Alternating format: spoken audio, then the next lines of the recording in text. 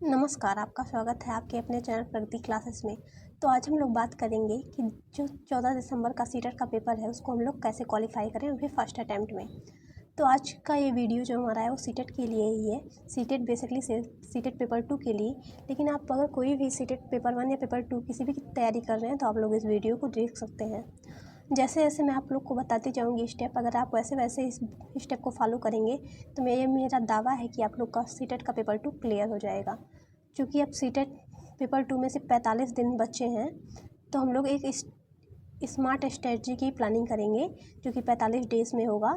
अगर आप लोग इन सभी स्टेप्स को फॉलो करते हैं तो ये मेरी उम्मीद है कि जो हमारा सीटेट का पेपर है वो क्लियर हो जाएगा और आप लोग एक बेहतर स्कोर ला पाएंगे। जो कि हमारा टारगेट है 120 प्लस का, तो आप लोग उस टारगेट से ऊपर या फिर टारगेट तक पहुंच जाएंगे और आप लोग का सीटेट पेपर 2 क्लियर हो जाएगा। और ये क्वालिफाइंग टेस्ट होता है, तो हम लोग मानते हैं कि इसमें हम लोग को क्या करना होगा। आपको जो आप सीटेट का पेपर देते हैं तो उसमें 150 क्वेश्चन होते हैं, आप लोग को शायद पता होगा। और इसमें नेगेटिव मार्किंग नहीं होती, तो ये आप लोग के लिए सबसे अच्छी खबर है कि नेगेटिव मार्किंग नहीं होती। लेकिन आने वाले समय में क्या पता नेगेटिव मार्किंग हो जाए, तो इसलिए आप लोग जितना जल्दी पेपर को क्वालिफाई करेंगे उतना आप लोग का एक बर्डन कम हो जाएगा और जल्दी से जल्दी आप लोग गवर्नमेंट टीचर बन जाएंगे। ये हमारी शुभकामनाएँ हैं आप लोग के साथ। तो आइए आज इस वीडियो को शुरू करते हैं। आप लोग को जब सीटेट का पेपर आप लोग देंगे या देने जाएं, आप लोग को एक चीज़ अपने दिमाग में रखना है कि आप लोग को चाइल्ड सेंटर एजुकेशन फॉलो करना है, छात्र केंद्रित शिक्षा। आप एक शिक्षक की तरह ना होकर आप एक छात्र की तरह सोचिए।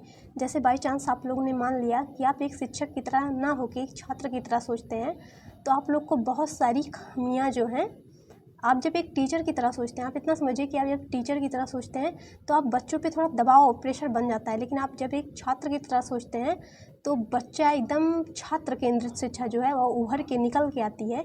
जैसे बाई चांस मैंने एक मान लिया, मैं एक छात्र के तरीके से सोच रही हूँ, तो अब जो मैं चाहूँगी कि किसी भी बच्चे, मैं एक छात्र हूँ तो मैं नहीं चाहूँगी कि टीचर मेरे ऊपर हाथ उठाए या मुझे डांटे, ऐसा कुछ भी टीचर करे। लेकिन अब जब मैं एक शिक्षक के तौर पे सोचूंगी तो मेरे अंदर होगा कि अगर बच्चा बदमाशी कर रहा है तो उसके ऊपर हाथ उठा देना चाहिए, कुछ भी कर देना चाहिए।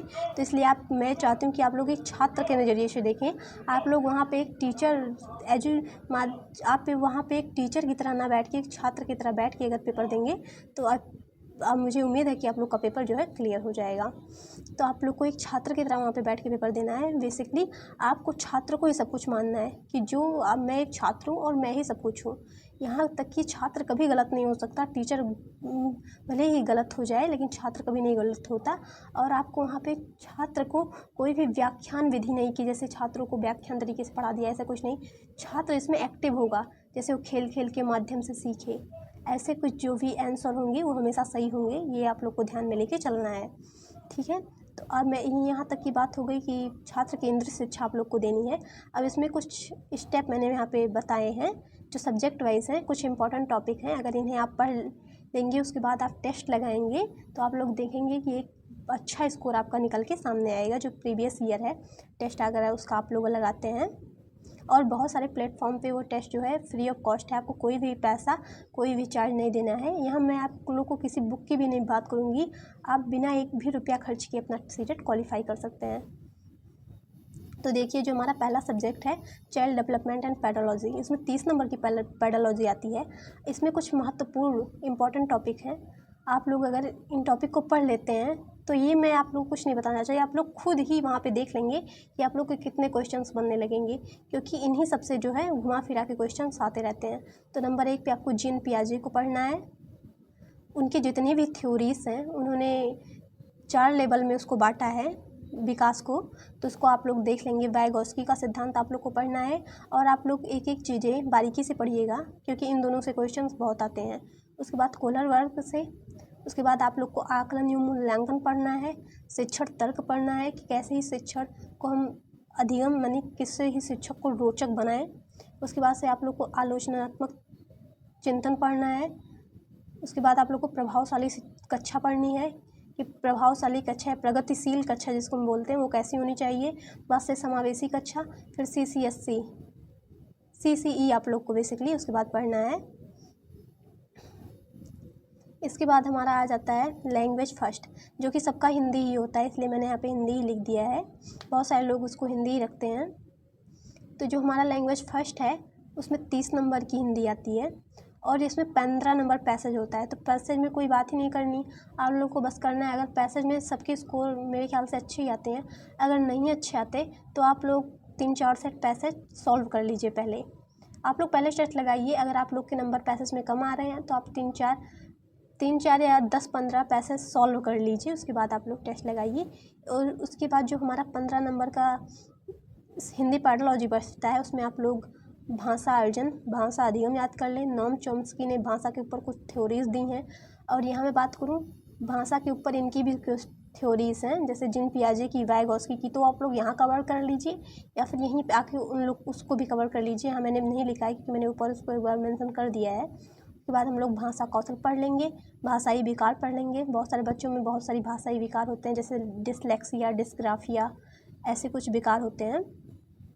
उसके बाद आते हैं लेखन के प्रकार, बहुत सारे होते हैं, लिसनिंग, राइटिंग, रीडिंग, ये सब आप लोग पढ़ लेंगे।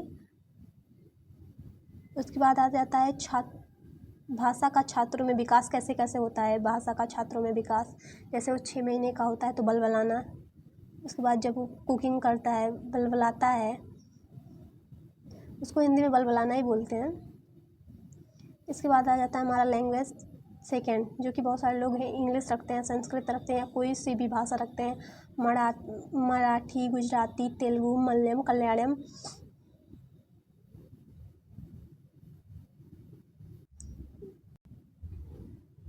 तो इसमें भी जो है आप लोग का 30 नंबर की इंग्लिश पैडोलॉजी या संस्कृत पैडोलॉजी जो भी कह लीजिए, वो 15 नंबर की आती है और 15 नंबर आपका पैसेज आता है। तो इसमें आप लोग पहले पैसेज सॉल्व कर लेंगे। आप इंग्लिश ले रहे हैं, संस्कृत, कोई सा भी लैंग्वेज ले रहे हैं, तो इसमें आप लोग पहले ना टेस्ट लगाएं, बल्कि पहले आप लोग पैसेज सॉल्व कर लें, क्योंकि ये भाषा जो होती है कुछ जटिल तरीके से, मैंने कह लिया हिंदी, संस्कृत आप लोग बहुत दिन बाद पढ़ रहे होंगे, इंग्लिश भी बहुत सारे लोगों की अच्छी नहीं होती, लेकिन आप, मेरा जो मानना है, आप संस्कृत में, चूँकि मैंने देखा है बहुत सारे लोगों के बहुत कम नंबर आते हैं, और इंग्लिश आप लोग की ठीक ठाक होगी, क्योंकि आप लोगों ने 12th तक पढ़ा ही होगा इंग्लिश सभी ने, तो आप लोग इंग्लिश ही रखिए। तो इंग्लिश में आप लोग पहले 10-15 पैसेज सॉल्व कर लीजिए, उसके बाद आप लोग टेस्ट लगाइए। उसके बाद जब 15 नंबर का आता है हम लोग को संस्कृत पैडोलॉजी या इंग्लिश पैडोलॉजी, उसमें अगर आप लोग संस्कृत नहीं इंग्लिश लिए हैं, मैंने संस्कृत के लिए यहाँ पे नहीं लिखा है, लेकिन यही जो सब्जेक्ट वाइज होते हैं वो सब सेम ही होते हैं। जैसे आप लोग को पढ़ना है लैंग्वेज एक्विजिशन, लैंग्वेज लर्निंग, इस वही होता है भाषा अधिगम और भाषा अर्जन। इसमें भी नोम चॉम्स्की का ही आप लोग को थ्योरी पढ़ना है, और इसमें लैंग्वेज स्किल्स पढ़नी है। इसके बाद उससे इसमें आप लोग को कुछ ये पढ़ना है, जैसे मेटा कॉग्निटिव एबिलिटीज़ होती हैं, और इसमें इंटेंसिव रीडिंग, एक्सटेंसिव रीडिंग, ये बहुत पूछता है, ये इसको आप लोग पढ़ लेंगे। इसके बाद आ जाता है हमारा SST या मैथ, जो कि आपके सब्जेक्ट से होता है। मुझे नहीं लगता कि आप लोग को इसमें कुछ ज़्यादा पढ़ने की ज़रूरत होती होगी, लेकिन आप लोग अगर SST से हैं तो आप लोग को इसमें ज़्यादा से ज़्यादा प्रैक्टिस करने की ज़रूरत है। इसमें बेसिकली हमारा कॉन्सेप्ट वो देखता है, इसमें कॉन्सेप्ट टाइप के क्वेश्चंस होते हैं, तो आपको जो बेसिक कॉन्सेप्ट है वो क्लियर होना चाहिए इसमें। और इसमें अगर आप लोग कुछ पढ़ना चाहते हैं तो मेरे जिन्होंने SST लिया है या मैथ साइंस लिया है, आप लोग 6, 7, 8 की किताबें देख लेंगे तो आप लोग के लिए इनफ होगा, उससे बाहर कुछ पूछता ही नहीं है इसमें। और इसमें भी 20 नंबर की पैडोलॉजी होती है, तो इसमें प्रैक्टिस, जितना आप लोग कॉन्सेप्ट क्लियर होगा उतने ही क्वेश्चन आप लोग के सही होते जाएंगे। इसमें आप लोग को हिस्ट्री, पॉलिटी, जियोग्राफी, ये से क्वेश्चन उठाता है, तो आप लोग 6, 7, 8 की बेसिक से NCERT उठाइए। बहुत ईजी वे में लिखा हुआ है, आप लोग आसानी से इसको समझ जाएंगे। और इसके लिए आप लोग को ज़्यादा से ज़्यादा प्रैक्टिस करनी है, और इतना जब आप सबका हो जाए तो आप लोग NEP पढ़ लें 2020 का। इसके बाहर आप लोग को कुछ भी पढ़ने की ज़रूरत नहीं है।